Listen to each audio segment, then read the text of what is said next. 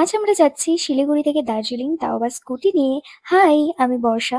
না, না, বর্ষাকাল নই।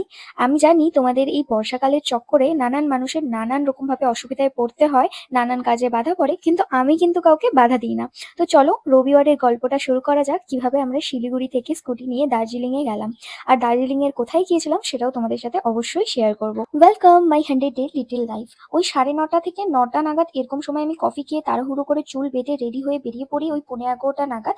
জানি অনেকটা লেট হয়ে গিয়েছিল দার্জিলিং যাওয়ার জন্য, বাট কি করবো বলো, সানডের দিনটাই আমাদের ছুটি থাকে, মানে আমার বিএফের তো সানডে দিনটাই ছুটি থাকে, তো ও একটু লেটে উঠেছিল, যার জন্য এমনটা।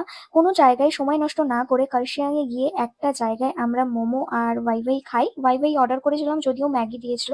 তারপর সোনাদার উদ্দেশ্যে আমরা বেরিয়ে পড়ি। সোনাদাতে আমরা যাচ্ছি রেনবো ওয়াটারফল। হ্যাঁ, ফার্স্ট টাইম আমরা ট্রেকিং করে এরকম জায়গায় যাব। এর আগে যদিও একটা হেভেন ভ্যালি বলে জায়গা আছে, ওখানে গিয়েছিলাম, যেটার ভিডিও তোমাদের সাথে কখনো শেয়ার করা হয়নি।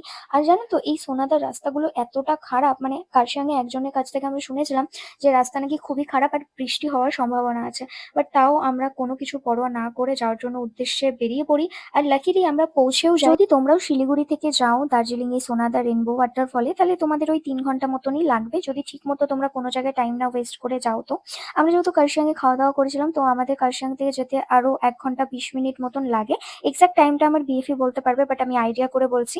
যাই হোক, অনেক রাস্তা খারাপ পেরিয়ে আমরা পৌঁছে গেলাম রেনবো ওয়াটারফল। সেখান থেকে তো ভীষণ মজা করে টাইম স্পেন্ড করে বেরিয়ে পড়লাম। ফগি ফগি ওয়েদার, তোমরা দেখতেই পাচ্ছ, পুরো রাস্তা এদিক ওদিক কিচ্ছু দেখা যাচ্ছিল না। সোনাদাতে যেহেতু ওয়েদার প্রচন্ড ফগি ফগি ছিল আর যখন তখন বৃষ্টি পড়ছিল, তাই জন্য আমরা সময় নষ্ট না করে কার্শিয়াংয়েই খেতে চলে আসি। লাঞ্চটা কমপ্লিট করি ওই 5টা নাগাদ।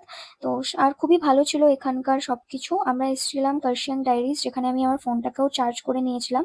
এখান থেকে আমার ফ্রাইড রাইস, চিলি চিকেন আর একটা জল নিয়েছিলাম, আর তার সাথে ছিল ডেজার্ট ব্রাউনি উইথ আইসক্রিম আর একটা চিজ কেক। তো দারুণ কাটলো আমাদের সানডেটা। তোমাদের কার কেমন কাটলো অবশ্যই কমেন্টে বলো, আর ভিডিও ভালো লাগলে লাইক করতে ভুলো না, সাবস্ক্রাইব করে দিও। বাই।